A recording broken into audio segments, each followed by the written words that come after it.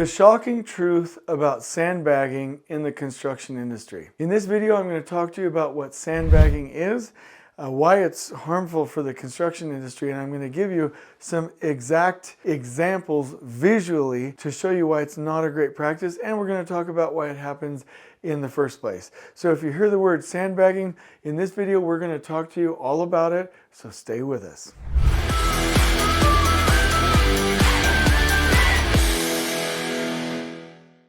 All right, so let's jam out. Let's talk about the word sandbagging. So there are multiple different definitions of what sandbagging is all about, but you can look at it as, from a general standpoint, from a definition standpoint, as someone underrepresenting their true abilities, which in construction ends up being basically wasted time, or you're asking for more time to do a task which you know takes less. Now, I'm not talking about buffers. Buffers inside of a work package or a Takt wagon are good. Little bits of time to finish the work, absorb variation, and like literally transfer the handoff are good. And so there's nothing wrong with that buffer planning within your actual in-zone cycle time, which is what we call it. Nothing wrong with that. I'm talking about you have your activity, you have the amount of time that you need to absorb variation, you have the amount of time that you need for any productivity loss,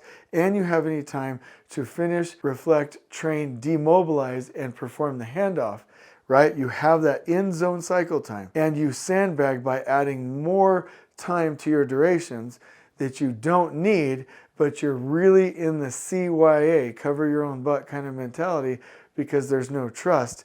That's what I'm talking about. So no problem with buffers, no problem with responsibly packaging an in-zone cycle time. I'm talking about sandbagging, which is intentionally misrepresenting, which is dishonest, your actual abilities. So the analogy here, sandbagging, comes from somebody holding a bag and literally having something, an object in their person, in their hand, that looks non-threatening, but if it has something inside of it like sand or metal or something else, they can, in a physical altercation, swing that, and it packs a stronger punch than just what it appeared to be, which is the empty bag. I've actually found out that there are other terms for this, like putting sand in like a vegetable or a nut or a fruit bag and sell it, and the weight for what you're actually charging registers larger, and you're misrepresenting exactly what it should cost. Kind of like the I almost got in trouble. Chip bags, generally, they look like these big old bags, right? But most of it's air and you've got like 3 chips in there, right? So sandbagging, whichever one you want to use, adding sand to the weight of a product or adding sand to a bag or an object that you're going to use in a physical altercation, either way, it's all about misrepresentation and packing a stronger punch, which again, in construction isn't very good. Now, this happens, and I'll give you the sketch here in a minute showing exactly what it looks like in a time by location format, but it's detrimental in very, very specific ways, but it happens because of a lack of trust. The general contractor will literally push and say, do, and be toxic and hold people accountable in the wrong ways, punish, issue cure notices, reference the contract, right? The general contractor creates this toxic environment. Or it can come from the trade. I know what you're saying, right? But somehow, some lack of trust starts. And then the other person is like, okay, well, if you're going to be mean to me, general contractor, instead of 4 days, because you're just going to ram it down my throat, that's going to take 8 days. Now let's see what you think about that, right? So as one person, it's like pulling a rope, is what Kevin Rice said. The GC starts to pull and the trade partner pulls back, and it becomes this tug of war, right? So sandbagging is the outgrowth of a toxic environment where there's no trust. Now let me talk about the details. If you have a normal Takt plan or Takt phase, and I'm doing this because you have to see this. You can only see lean thinking in a Takt environment, meaning in a time by location format, or if you were, let's just be a little bit more technical here, in a time by either value adding unit or value receiving unit, so that you can see your fixed and flow unit, right? So in this, you want to see the trade flow, because this is wagon number 111, wagon number 222, right? So your trade partners, if there's trust, because you've created that trusting environment and your trade partners give you accurate durations, then you can hit your end targets nicely on a flow. And because we are able to gain buffers through the Takt production system, we're able to overcome impacts and delays as well. Now, let me show you what happens when you don't have trust and trade partners, which are actually being treated like subcontractors in this instance, start sandbagging. Okay, so this is their true duration here. This is also a time by location format. And what'll happen is, instead of the actual correct duration, your trades will start to know that you're being a jerk monkey and that they need to add time from sandbagging, not their normal work package. So let's just take this blue outline here real quick and make it as big as we possibly can. Your activity time, right, is what it is.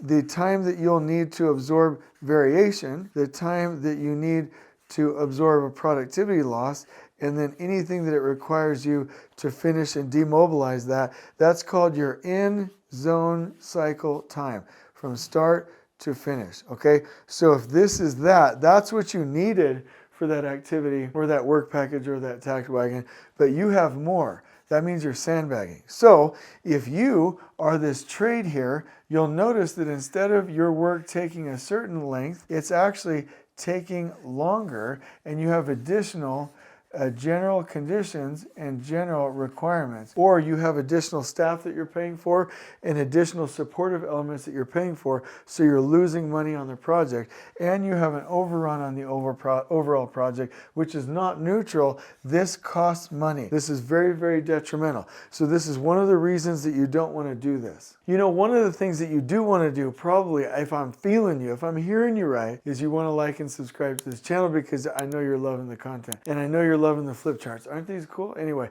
if you like this content, please like and subscribe. All right, so I'm going to give you two more. If you have a time by location format again up here, right? And let's say that just one trade did some sandbagging, right? The other trades are jamming out. They have trust, but this one won't relent. It doesn't feel safe. Maybe they're new, whatever. So you're like, hey, I need this extra time, and it just goes from one activity to another in a finish to start. Well, what will happen is, if you actually go out here and perform and you go faster on the rhythm of the group, you've now created this huge inefficiency gap over here. You've delayed the start of the next trade partner, which wastes time. Or if they move forward, it creates variation. And if they do move forward, you've now disconnected the supply chain and caused issues. So if you're sandbagging just one trade, that's what's going to happen. And so it's detrimental for other trade partners and for the overall project. But it also has an effect on you. Let's go ahead and look at this. I'm only going to look at this in a time by location format, but I'm going to show you two. Let's say that you are this wagon right here, and let's say that everybody is sandbagging. Everybody is doing it. So, right, you've got the trade partner in front of you sandbagging, and you're sandbagging, but you can actually go faster. There is no guarantee that the previous contractor is actually going to go faster. They might just fill the time. That's actually a law that we reference a lot. Let's say they fill the time. Now you go over here and you do well, right? But you're done early. Now the next area is not ready, so it's delayed. The next area is not ready, so it's delayed.